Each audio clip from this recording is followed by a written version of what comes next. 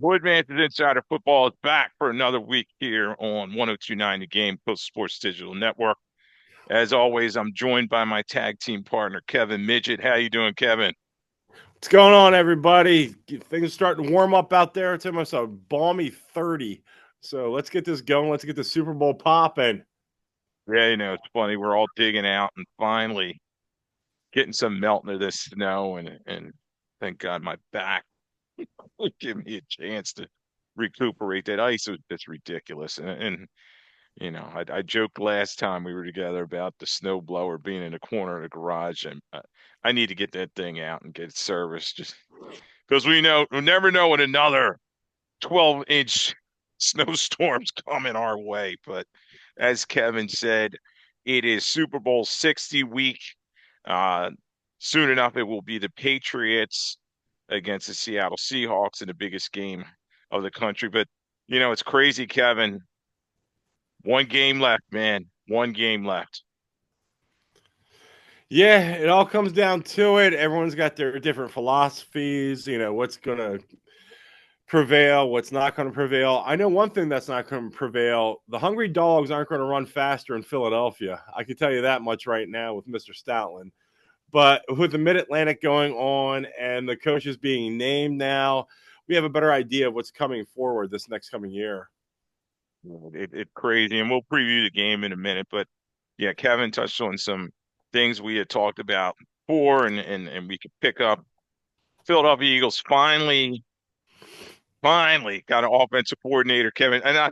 You'd have to wonder, was it because there were more jobs that were more appealing, or this job was kind of not as high on the list for like a Mike McDonald or one of these guys. Um, I'm sorry, McDaniels.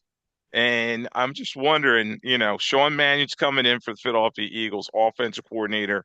Are are you excited about this hire? Uh, and how's it going to work with Nick Sirianni? Oh, it's horrible. The clock's ticking right now. The guy's coached for 2 years in the NFL. He's had 2 years more experience than you or I have.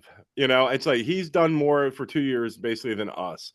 This was a job they needed it filled. It was embarrassing. It was embarrassment to the league having a high profile franchise like the Eagles.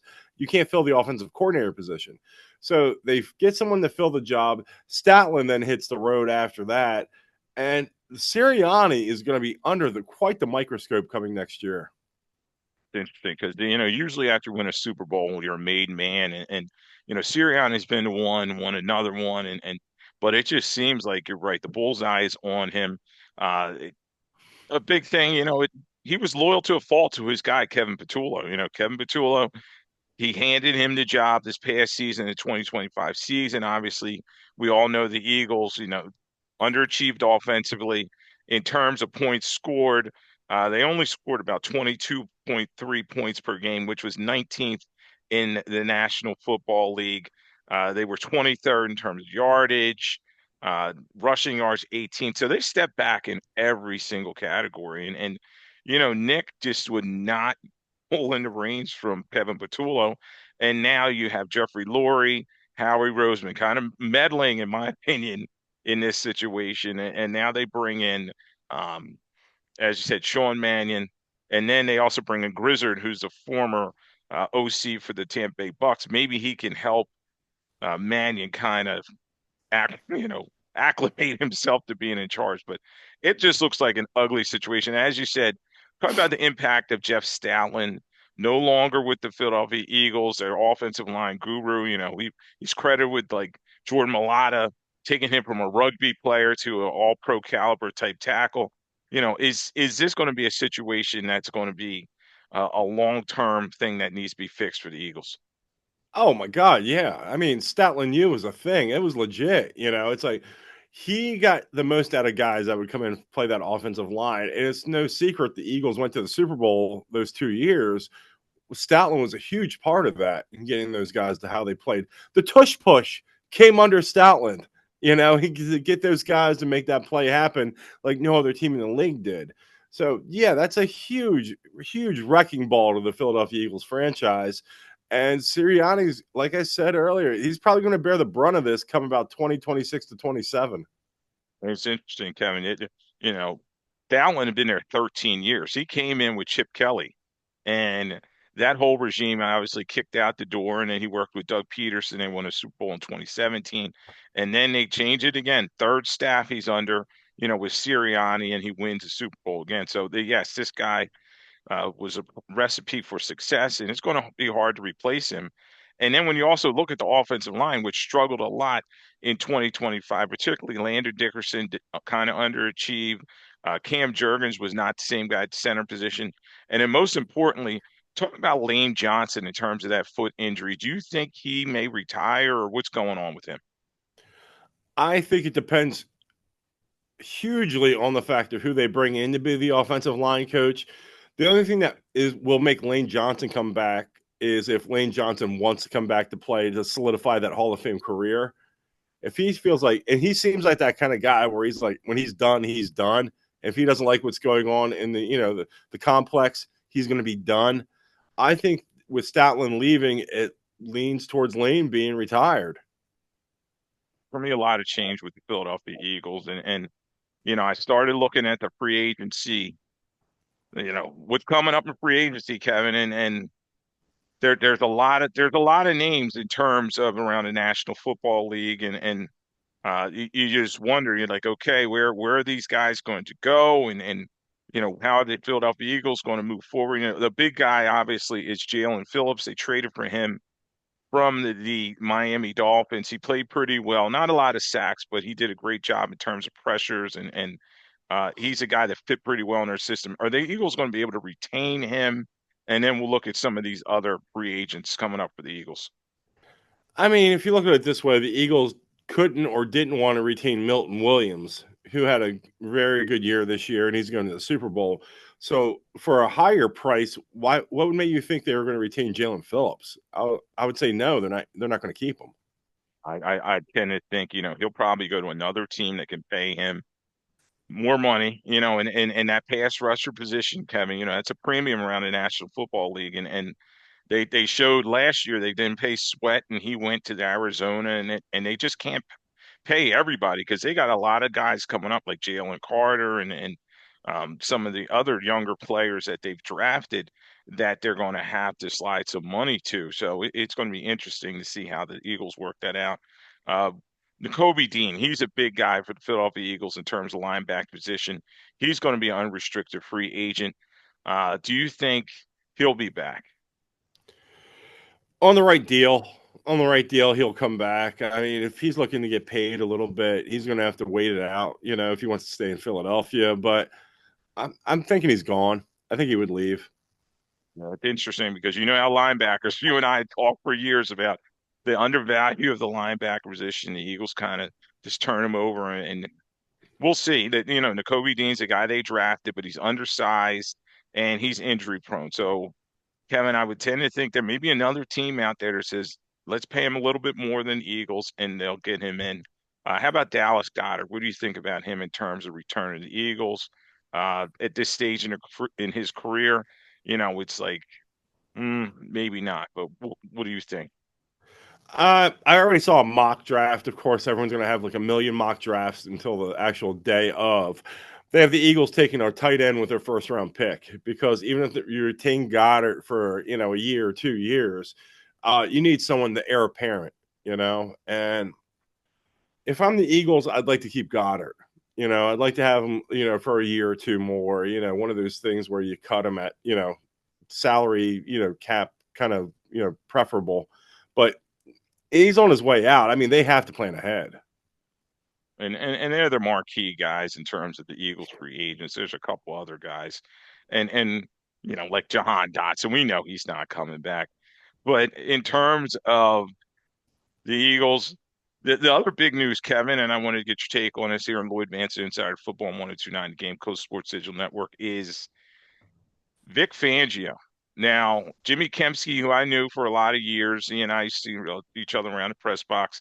Um, Philly Voice, he came out an article that said Fangio is contemplating retiring, or if he does come back, it's only going to be for one season. We talked about the upheaval with Stoutland leaving. I mean, imagine if Fangio leaves to the Eagles. I mean, what would that do to this team? It almost seems like what I've read about Fangio is the fact they're just begging. They're on their hands and knees. Please don't leave.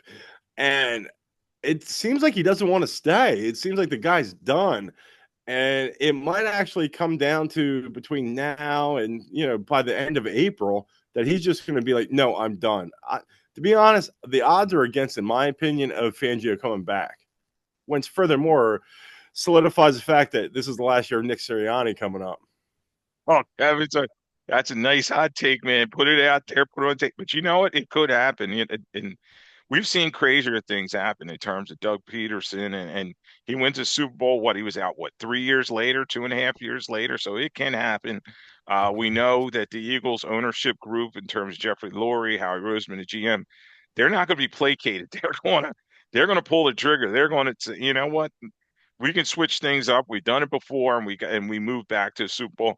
And let's face it, even though Sirianni has a 70% winning percentage and the Super Bowl in his back pocket, not well respected in terms of X's and O's around the National Football League. I don't think that's a stretch, right, Kevin?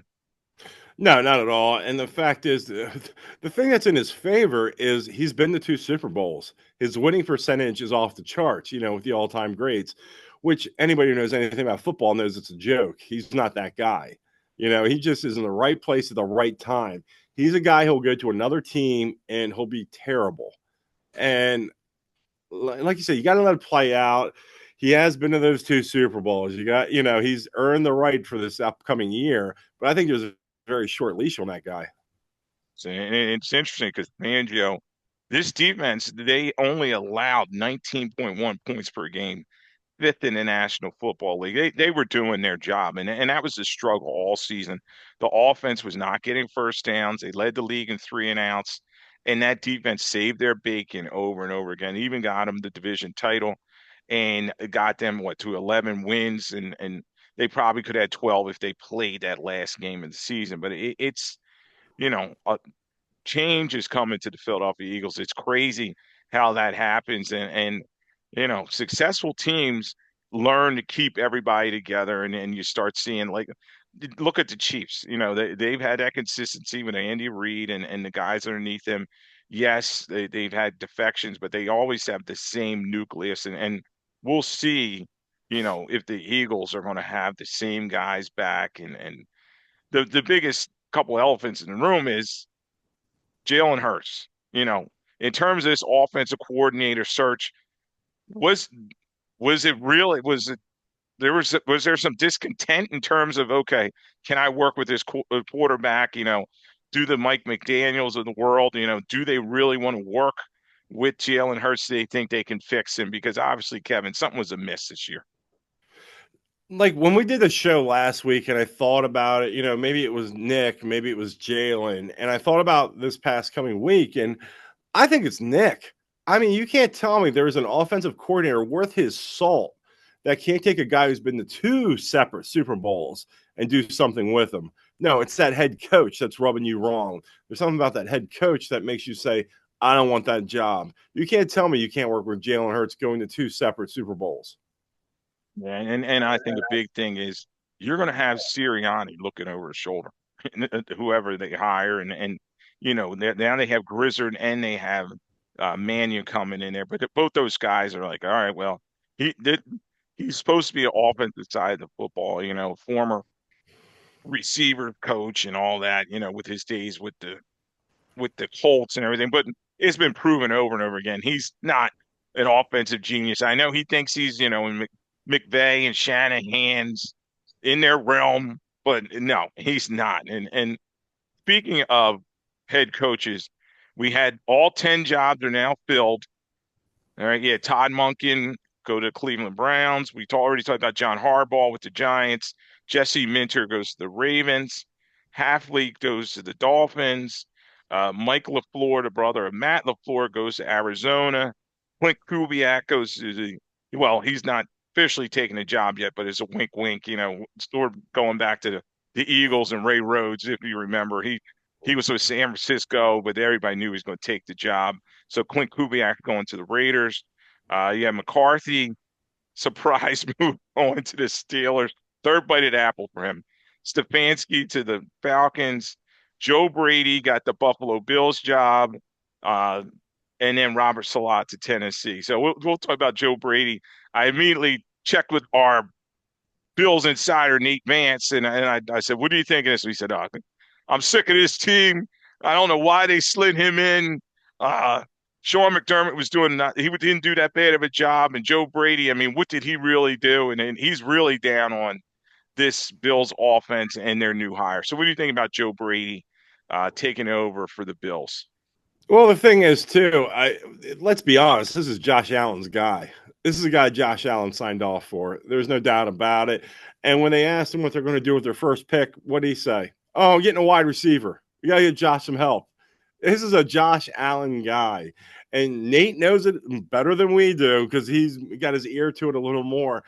If this guy fails, this is Josh Allen failing on this franchise, and he'll be gone within the next 2 to 3 years if this doesn't work out. Hot take.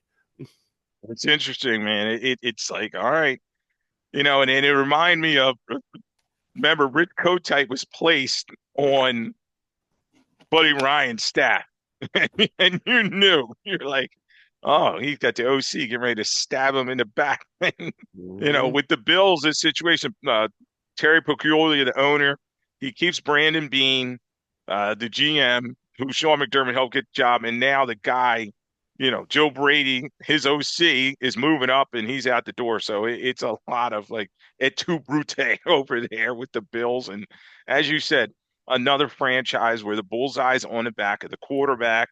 It's going to be on the head coach because let's face it, McDermott there 9 years.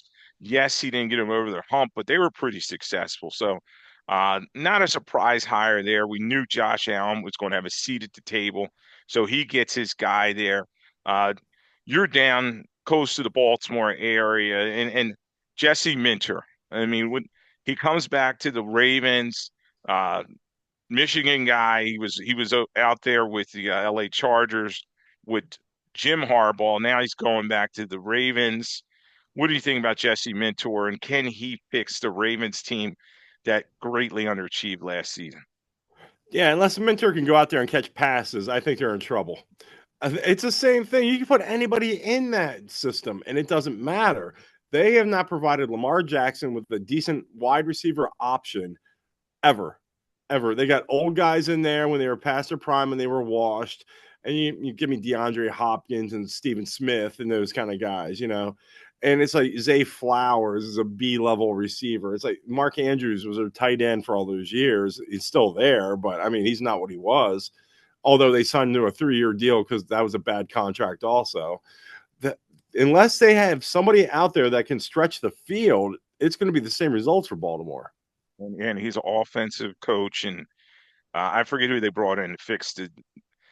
I mean, sorry, he's a defensive coach, and I forget who they brought in to fix the offense. But that's the area they got to improve upon.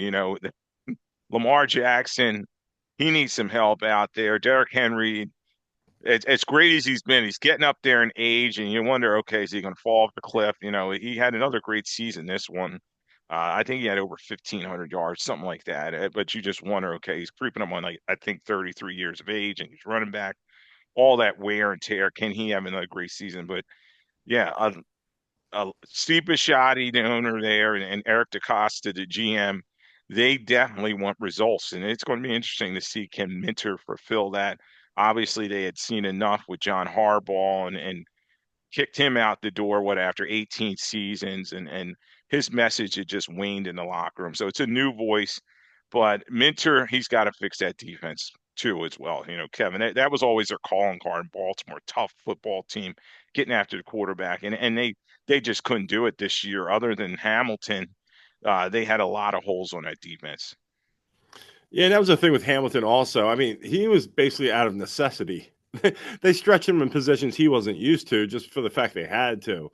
Yeah, that's a team that's reeling, and they're probably that division's just weird. You got that Cleveland team. You got Taylor as the only coach coming back in that division. You got McCarthy in Pittsburgh. I mean, the hell is that?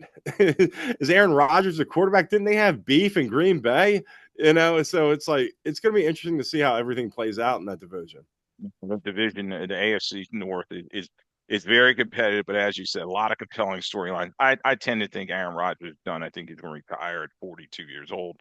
I don't think he wants to play anymore. And you saw that last game. He was pretty bad, and he was just glad to get off the field. And it was surprising. The Steelers went with McCarthy.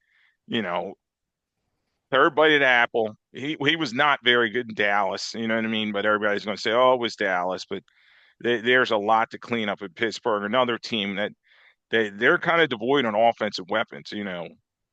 They did get a Gainwell had a nice season for them, but he's going to be a free agent this season, and they have a bunch of players that are aging as well, like um, T.J. Watt's getting up there. Hayward is, I believe, almost 37, so they got some decisions to make, and I guess McCarthy they'll give him a long time, as they did with Cower, as they did with Mike Tomlin. But the thing is, he's a local Pittsburgh guy. He says he knows the environment, but expectations are high for them, and where do they go? So it's going to be interesting in terms of the draft for them. Speaking of division, and I wanted to get your take. I think I know the answer, but did you watch the Pro Bowl games and did you see Shador Sanders out there, Pro Bowler, 7 touchdowns, 10 interceptions?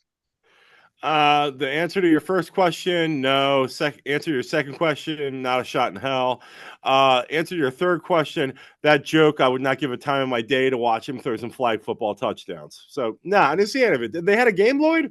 Well, news to me. I agree with you. It's funny, Kevin, because I started, I get all my alerts and updates, my phone buzzing all during and this thing. Oh, such and such catches a touchdown. I'm like, are you serious? I'm like, I said, I love football. I'm a diehard, but I can't watch that. I just couldn't. I think what they should do, and I'm going to get your take on it, just name the Pro Bowl, have like an all Madden show like they used to, like highlights and all that stuff, and then be done with it. There's no need to bring all those players to wherever. This year was actually in Santa Clara. Normally they do in Orlando, but it's a bygone thing. It's done. It's done and over with. You know how you make it really done and over with? Have them all stay at a Hyatt in Des Moines, Iowa. That's where the game's at now. See who shows up for that. Quit putting any place where there's a legit chance of sun at the end of January into February. Yeah, it's an accolade. That's it. Just put it on your resume and move on. People don't need to be present. Who's watching this stuff in person? Unless you're getting an autographed jersey from each person, you got your kids there. I don't get it, man. No, it's terrible. And it's so many guys, and that's why Shador got to participate. They have all these alternates because a lot of guys are like, I'm good. I don't need to go. You know what I mean? They're still going to get their contract bonus, et cetera. But it's just bygone. And it's funny, Kevin, because they were showing highlights from old Pro Bowls, and I know you'll remember this. They showed an old one where it was Randall out there, and I think he won the MVP, and then he's firing the ball to Keith Jackson, and then they were lateraling it to Ernest Biner. I mean, it was just interesting to see the old Eagles out there, and that was fun when they were in Hawaii. I would watch that game a little bit, but now with I don't know, where they playing kickball and then flag football. I mean, it's just ridiculous. Yeah, I don't need to see the Manning brothers out there doing their commentary on the field. The one Pro Bowl I remember, and this wasn't that long ago, was in the 2000s. Cam Newton might have been in his second or third year at that time. And everyone's just, doing the two-hand touch thing. No one's really trying hard. Fourth quarter was money winning time. Well, Cam Newton was a young guy. He didn't know about this. So Cam Newton gets in the game. Everyone's all touchy, friendly, blah, blah, blah. He starts getting thrown around. He's got grass stains on the front of his jersey, the back of his jersey. He's hot because he doesn't realize. It's like, what's going on here? And the announcers are like, and the guys are concentrating on winning money right now. That was a lesson for Cam Newton that day. That was funny to watch. And he probably spent a week by the pool having his Mm. Mai Tais because, I had one of my insider buddies. He was there, and he actually told me he had to interview the players at the Pro Bowl, and a lot of them weren't showing up to their interviews, and they were having too good of a time, and they forgot that they had a football game to play. So, but now it's not in Hawaii because of the expenses. I just think enough. don't play it anymore. But we know the NFL, they're going to squeeze every dollar out of everything. And in terms of this season, I wanted to get your take on it. The PFWA, who I'm a member of, they came out with their awards, and I wanted to see if you think that the players' honors, which will be Thursday, uh, February 5th, will be the same. So I know you're probably not watching, but there's a red carpet. It's Thursday night, 9 p.m. on NBC. But the MVP went to Matthew Stafford for PFWA. Do you think it's going to be the same? I do. I mean, we've talked about it before. I just think he was so strong for those first 3 months. It makes up for his last month. Even though Drake May was coming on strong, I think it's enough. And I think there's a little sympathetic vote also because I think people know this is the last chance to win the MVP award. Yeah. And his numbers were very good, and I think he had 46 touchdowns, and no one was even close. So yeah, I agree that one. The in terms in terms of defensive player of the year, Myles Garrett got it for my association. Do you think it'd be the same? I don't see why not. No, that was ridiculous what he did this year. I mean, it was unprecedented, and he set the record. Whether you like it or not on that last sack, which we seldom do when they become last sacks for records. Yeah, I think Myles Garrett, without a doubt, he's going to win the Defensive Player of the Year this year.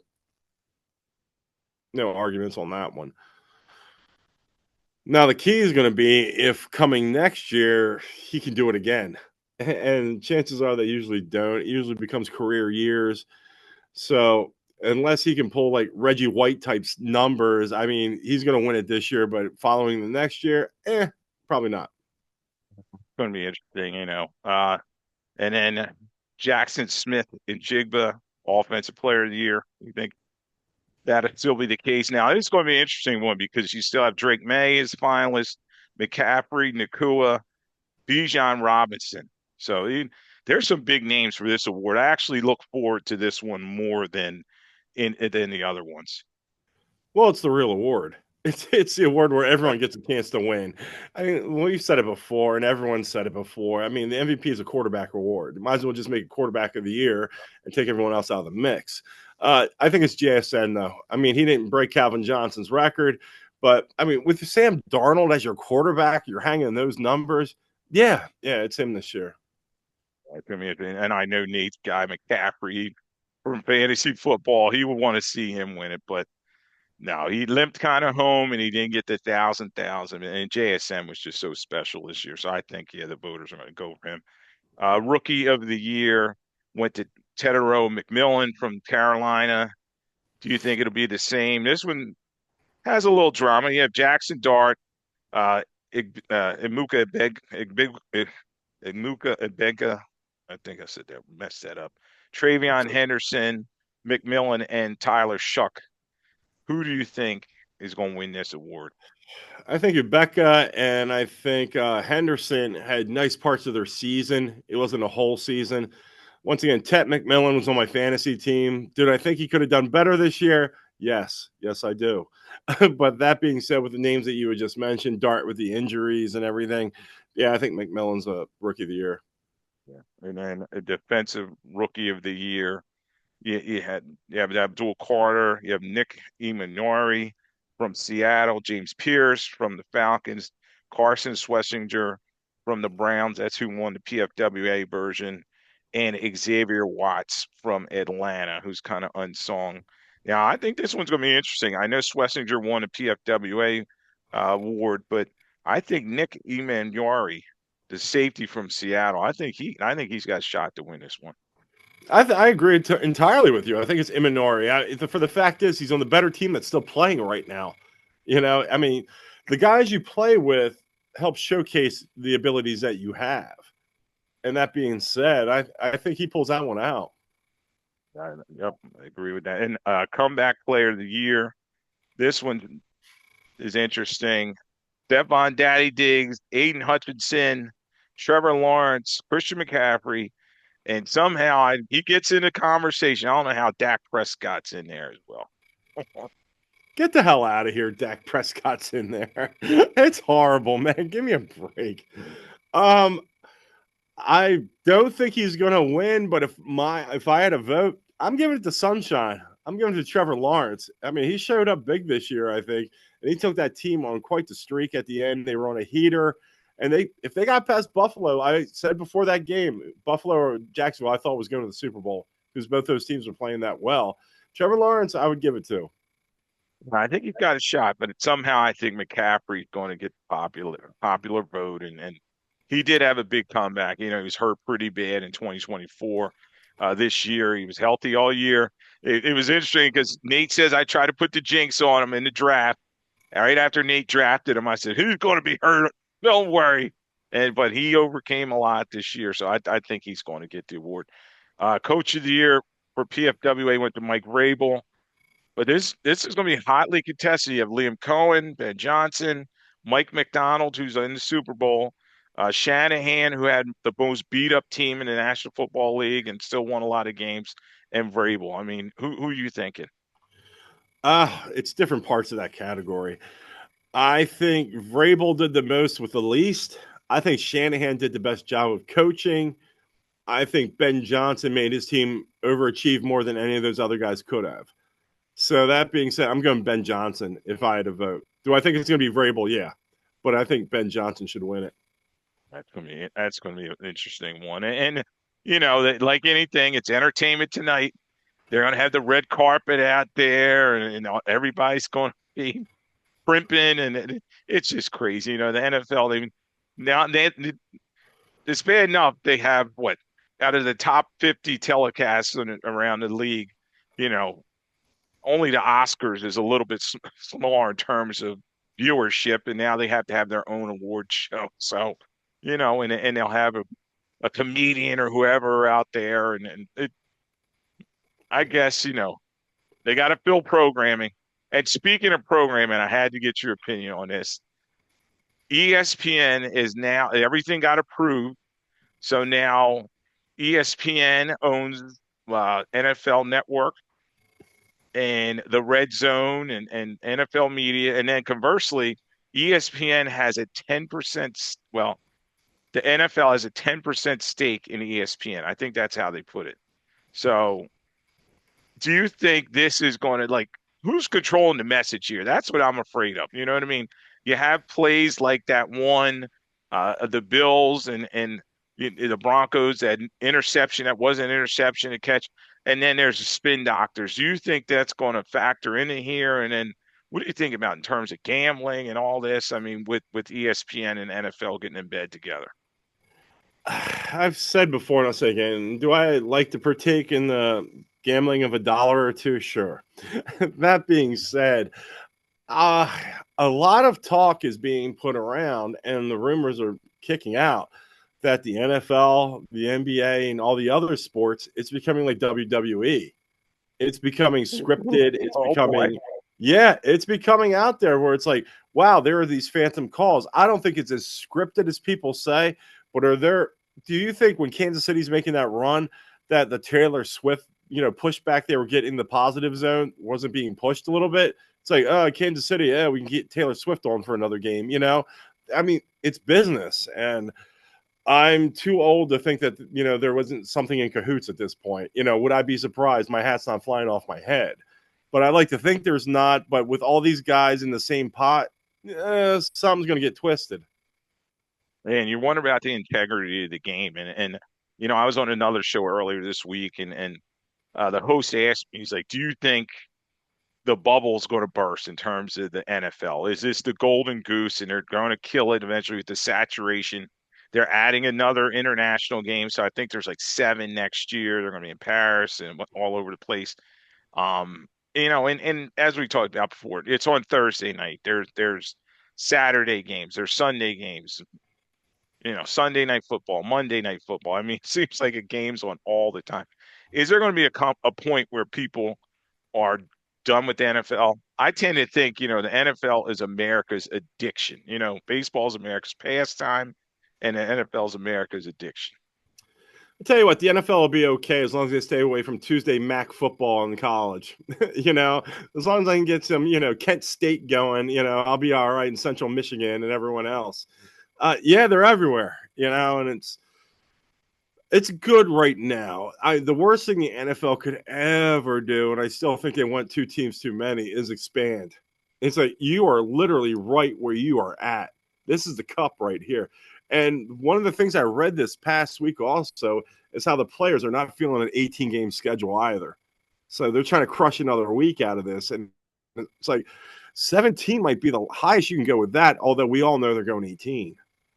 And collective bargaining agreements up around 2030. So I immediately said, yeah, they came out and said no to 18, but they're going to incentivize them. They put some money in the pensions and they increased the salary cap. The salary cap actually for 2026 will be over $300 million for the first time in NFL history. So the pot's getting bigger. You see guys like, Dak Prescott making $60 million a year. And it's just like, okay, they know they're printing money. You know what I mean? So I think that eventually they will get that 18th game. But you're seeing teams struggle to get over the finish line. Like we talked about the Niners earlier. I mean, they had so many guys injured by the end of the season, and it's good that they won a playoff game, but it's just like, man, how are teams going to survive playing 18 games? They're not. That's the thing. I mean, you can't get these guys to stay healthy for 17 weeks, let alone you're going to include an extra week. I mean, basically, you have to carry them as three quarterbacks at this point. How many times do you see a team actually have a quarterback play 17 games without missing, a couple games in the middle? You hope it's not if your quarterback gets hurt, it's when he gets banged up. You hope it's in the middle of the season and not the end.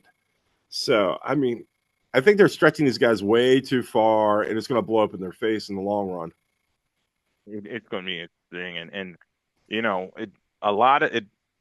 The draft's coming, and they just had the Senior Bowl and the Combine and all that is coming up soon. Um, but you see some of these kids going back to school, for NIL money, and can you blame them? I mean, look, they they can make money going from school to school in the transfer portal, make about $4, $5, $6 million. Whereas if some of these guys are loading around draft pick, then maybe they get 900,000 for an NFL season and nothing's guaranteed. Yeah, some of these guys are going to make more in college than they will in the pros. I mean, that's a fact. So if you can hang out for like an extra year and take, once again, I always like to quote the Matt Leinart last semester of school. He had ballroom dancing was his only class, and that's without the NIL money because USC never paid players.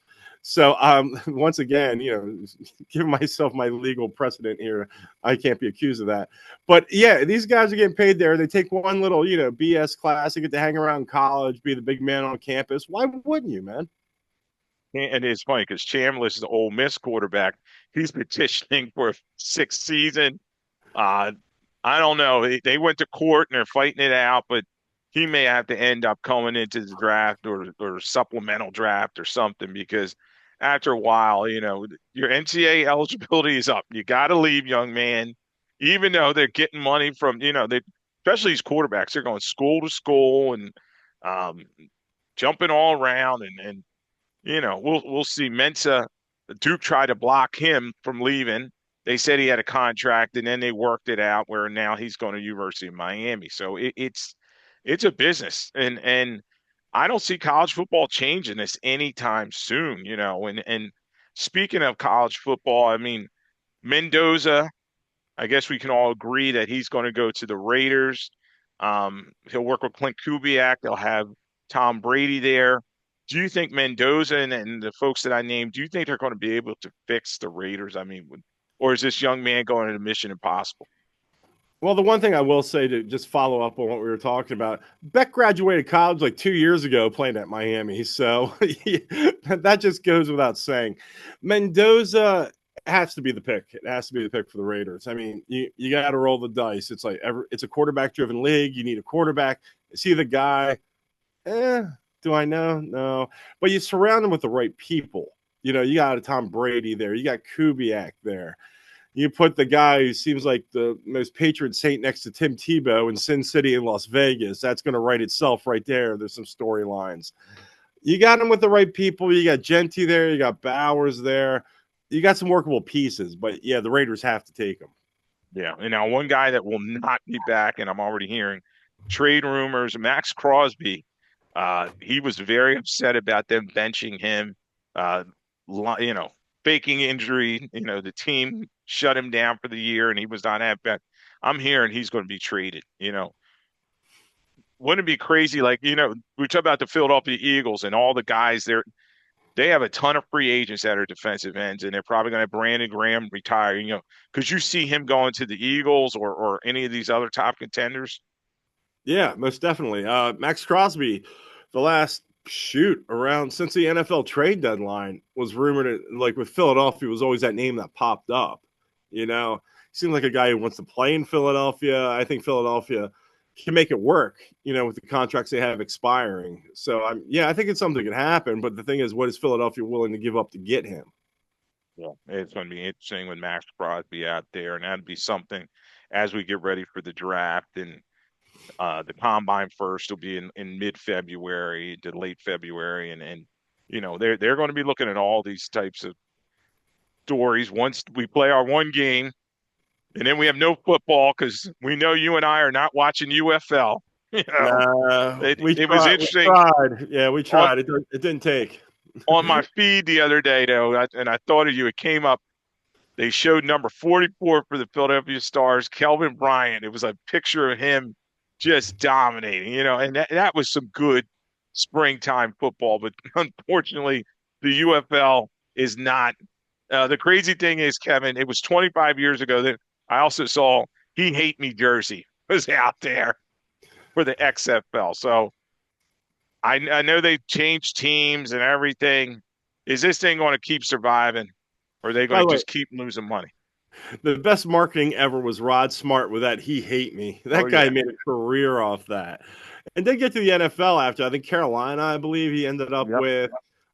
Just to go back to the USFL because I'm in my glory days here. Not the Baltimore Stars that won the title, not them. The Jim Mora Baltimore Stars, the Philadelphia Jim Mora Baltimore Stars with Kelvin Bryant, Chuck Fusina going to play Bobby Hebert and Anthony Carter and the Michigan Panthers and lost the game. That's typical Philadelphia fandom losing right there. Couldn't even win the USFL title. Finals all 3 years though.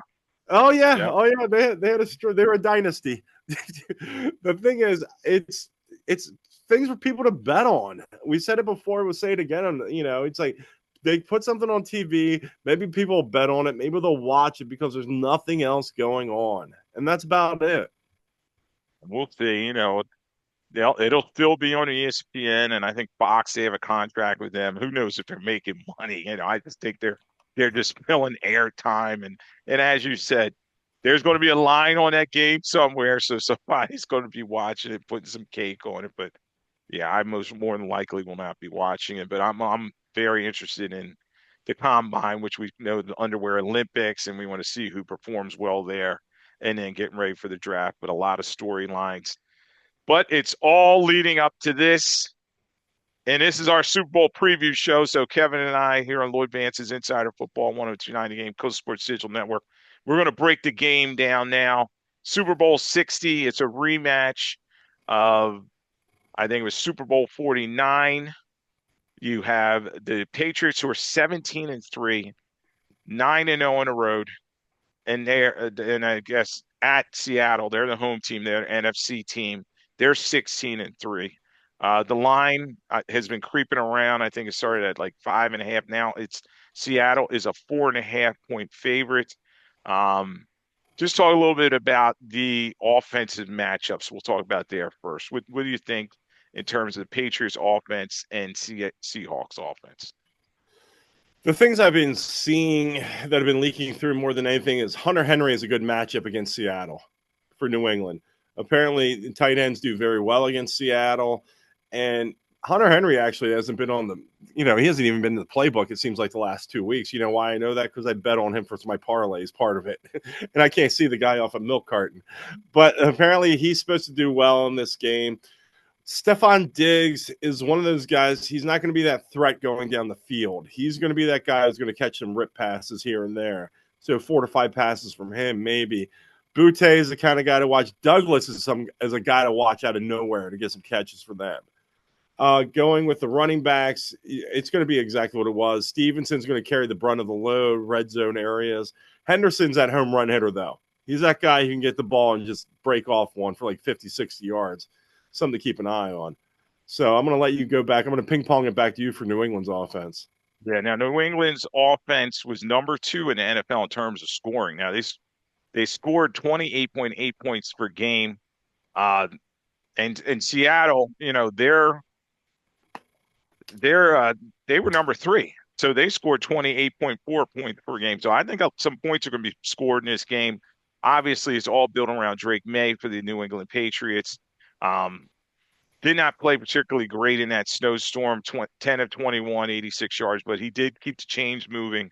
10 rushes for 65. I think they're going to try to get him on the edge, do some read option type situation because Seattle's defense can be a little aggressive getting after the quarterback and trying to sit on the run. But I do agree with you that the Patriots will have that two-headed monster in the backfield with Stevenson and Henderson. Yeah, I do like that pick that you were talking about in terms of Henry as an X factor. Obviously for Seattle, JSN, I mean, he was incredible in the championship game, 10 catches on 12 targets, 153. They couldn't stop him, and he had a touchdown. I think he's going to have a big game in here. Watch for Christian Gonzalez to kind of shadow him on the field. And then Diggs, maybe they're going to have Cardi B showing her in the press box. You know what I mean? He only played 54% of snaps for them, but he did get 1,000 yards and he had 85 catches this year, and I expect they're going to get the ball to him. Don't forget about Matt Collins, Mr. No Shoes. he's he's already won a Super Bowl with the Eagles 2017, so he's going to be out there. I think he could be involved, and then watch for special teams. I think special teams are going to be big here, Kevin. I know how much we love kickers, but Jason Myers, 41 and 48 on field goals, which is 85%. He made 9 from 50 yards, 50 plus. So, and then the Patriots have a rookie kicker, Andy Borregales. I mean, 27 to 32. He has 4 from 50 yards. So hopefully the weather will hold out and we won't have this situation like we had in the AFC Championship game. But yeah, but another X factor, and I'm going to get your take on it, is in terms of special teams. Can Rashid Shaheed take one to the house, a la Fulton Walker back in the day? I mean, could he break this thing open with a special teams return? Fulton Walker's quite the call out by you, Lloyd. Good job. That's good work by you. Rashid Shaheed, there is a boost on a gambling site that I will not dare speak its name because they don't pay me. That it says the longest touchdown of the game, who's it going to be by? You get a share of like $4 million, blah, blah, blah. In my mind, have I bet anything yet? No. It's got to be Rashid Shaheed. If he gets a touchdown, you're looking at something 75 yards plus because he has that kind of speed, that kind of ability to bust one long for them. That I like on that. Other takes I like also is JSN is going to have a field day. If they don't pay attention to what they did, Seattle was doing to the Rams, feeding him the ball the way they did in that first half, he's going to feast. He's going to have at least 8 catches in that game. The one question is, though, is Sam Darnold going to have the yips? Because we all know Sam Darnold, not to say the USC factor or anything, but Sam Darnold has a career history of the yips, and on the biggest stage, the collar gets a little tighter. Interesting, Kevin, because you wonder if he got over that in the AFC Championship game he played. NFC Championship game, 25 of 36, 346, 3 TDs, no interceptions. But this season, NFL worst 20 turnovers. He had 14 interceptions. He had 6 fumbles that he lost. So it can happen. And, everybody's saying, oh, Lloyd, he's a new guy. He's the new Nick Foles. He's going to be that unheralded quarterback to come out of nowhere. And I just been back and forth on this. I'm like, oh man, I mean, can he really do this? And the Patriots defense, you talked about, they're going to get Robert Spillane back from that ankle injury. They have Milton Williams has played so well for them this season, and it's like they're going to be getting after Darnold. So it's just like I can he overcome it? They have 30. The Patriots have 35 sacks this season. They've forced 9 fumbles. In terms of scoring, they only allowed 18.8, which is fourth in the NFL. So they've gotten 10 interceptions and they've had two defensive touchdowns. So, and Jones is a very good guy once he gets his hand on the ball. He's their one corner, but he also returns kicks for them. So yeah, I'm gonna say Darnold has at least one interception now. What do you think about Darnold? Is he going to see ghosts? Because that's what he saw for the Jets against the Patriots so many years ago. I've never done a parlay of a Sam Darnold game and not have one parlay with a Sam Darnold pick on it. That's just like, you know what? I don't even care if I lose this money. Yeah, the odds are in my favor of him throwing a pick at some point. I I think for New England to win this game, they have to keep Seattle under 24 points. Seattle gets over 24 points, I think Seattle wins the game. Vrabel has to have it in some, way in which they control the clock. They keep that Seattle offense off the field. And I think New England's going to use Drake May's legs. His ability to make plays where Sam Darnold, if he gets in trouble, he can't make those plays. So I think that's a difference factor. And the thing is, Seattle's defense has carried them all year. I mean, their defense had 47 sacks. They allowed 17.2 points per game, number one in the National Football League. Uh, their defense played very well. So they have the defense. Their special teams, I said, are playing extremely well, and they have Walker playing. I know Charbonnet's not going to play because of the knee injury, but they have Walker that's played extremely well in the playoffs. So their path to victory is there, and I'll give my we'll give our picks in a minute, but let's look at some of these props. And I know Kevin loves a good prop bet. JSN yardage 94.5 over or under. Over. Okay. Mac no shoes Hollins 2.5 receptions over or under. You can only hope to contain Mac Hollins, but I will say under. I say he gets 2. I agree with you.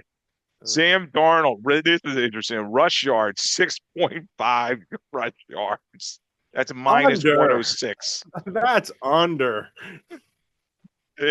Unless he has a Cap Rooney moment or a John Elway moment where he takes off and Really, runs and yeah. dives into the end zone, I doubt it. So, yeah, I agree with you. Um, Darnold, MVP is plus 20. So everybody's looking at him as the MVP. Do you think he's going to bring it home? Or is it Drake May who's plus 235? As we said, MVP usually goes to the quarterback. I'm calling Sam Darnold.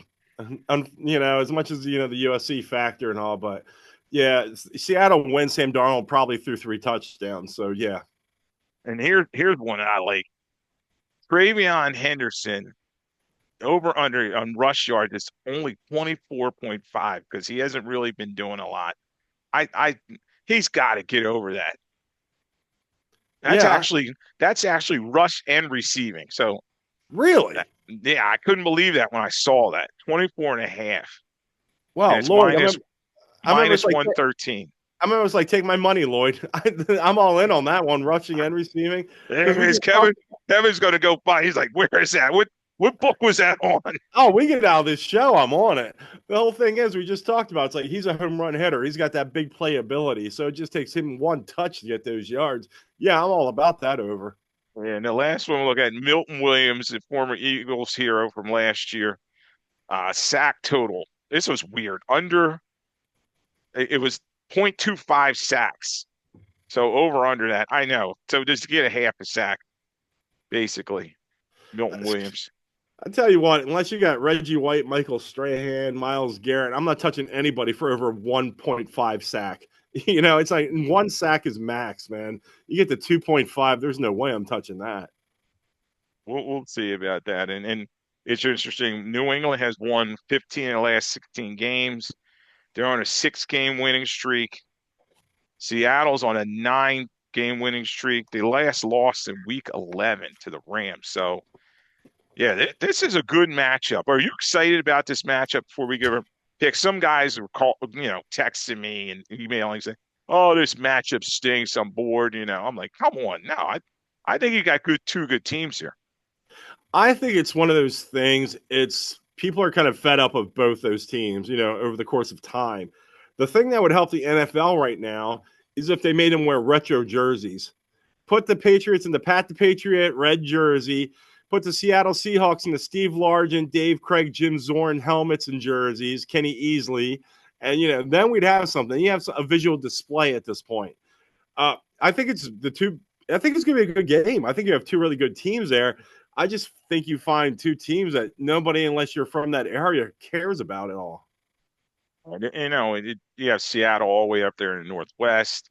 And, a lot of people don't get to see them in that time zone. And then you have the Patriots. People have fatigue on them, even though they haven't been there a while since Brady left. And it's going to be interesting. I'm excited for this matchup. Uh, are you watching the game at home? Are you going to be out at a party? I've got two stops to make. My whole thing is, I have the work thing early. I got some people to meet with, once the game Yeah. starts. And it's always the rule of being home by halftime. I want to see Bad Bunny because that's when my DVR starts. Because no matter what Bad Bunny does, whether you like him or not, everyone's going to be talking about the next day, whether what side of the fence you're on. So I want to make sure I catch that. I'll put it to you this way. When the Eagles won the first Super Bowl in 2017, the wife and I are at a work function. The one year she actually wants to go out. And she never wants to go out. I'm like, really? The year the Eagles are in the Super Bowl, we're doing this? So I had it a rule. It's the rule of Justin. Once we see Timberlake and I pull on my ear, we're getting the hell out of here. So and I started the DVR at that point. So anytime the halftime show starts, we're out the door and I start my DVR. So I'll be home to watch the final. How about you? Yeah, I'll be home, and I always have my notepad. I love looking at all the commercials, which ones, usually Doritos have a good one, Pepsi, I like watching those, and uh yeah, I'll be tweeting and all that stuff. I like to watch a game, and my wife says I'm antisocial, but I don't want to be at a party, when everybody's talking about anything but the game. I eventually want to lock in, watch the game, and as the last time these two teams, you knew it came down to the end, the Malcolm Butler interception. But yeah, we'll see how that goes. But it's pick time. All right.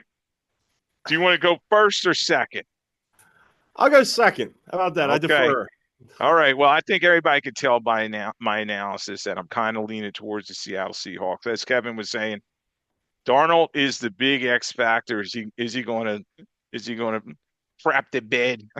I mean, is he going to turn back to Sam Darnold from before?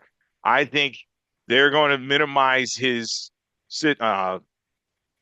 exposure. So Clint Kubiak's going to make sure he's handing the ball off a lot to Walker, and then he's going to be throwing it to JSN. JSN will have to get away from Christian Gonzalez, but I think Darnold will do just enough, and I think Seattle wins this one by a field goal, 27-24. So they're not going to cover the number, but I think Darnold is going to be the Cinderella story. He'll get the MVP, and he'll go down in NFL lore with, you know, Trent Dilfer, Jeff Hostetler, all these guys that nobody thought could win a Super Bowl. He's going to get it done. Well played. Well played. I have watched and listened to all these betting sites and prognosticators and everyone else. And somebody out of nowhere with the clarity to make me like stop time and like actually look and tilt my head like how your dog looks at you. A 21-year-old girl at work who doesn't watch anything about sports, watches her true crime stuff, listen to her podcasts, all that, keeps to herself. Here's us talking about the Super Bowl. Comes out with a stat that I had not heard yet. I'm going glasses mode, Lloyd. I want to make sure I get this right. Professor Kevin in the house. Yeah, Everybody. yeah. I don't like to put these on the pub, but we'll do it. She said the Seattle Seahawks have won the Super Bowl every time there's been a new pope in the post era.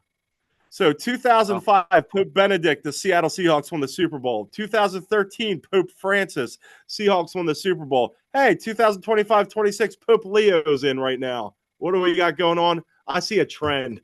I go Seahawks 30-20 over New England. Yeah.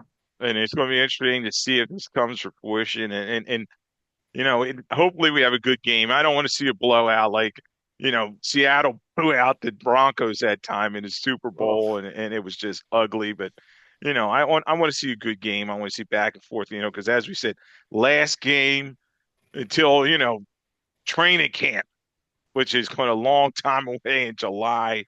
But there'll be lots to talk about, and Kevin and I will review the game. We'll talk about the commercials. We'll talk about Bad Bunny, all the fun stuff around the Super Bowl. So everybody enjoy. We appreciate it listening to Lloyd Vance Insider Football. Anything, Kevin, before we get out of here? Nah, let's get it on. Let's get it going. Once again, the one thing I always root for at any last game of any sport, let's go overtime. Let's go overtime. There's good odds on that. Oh, I like that. I like that. Always makes it fun. A lot more drama out there. So thanks for joining, everybody. We'll talk to you down the road.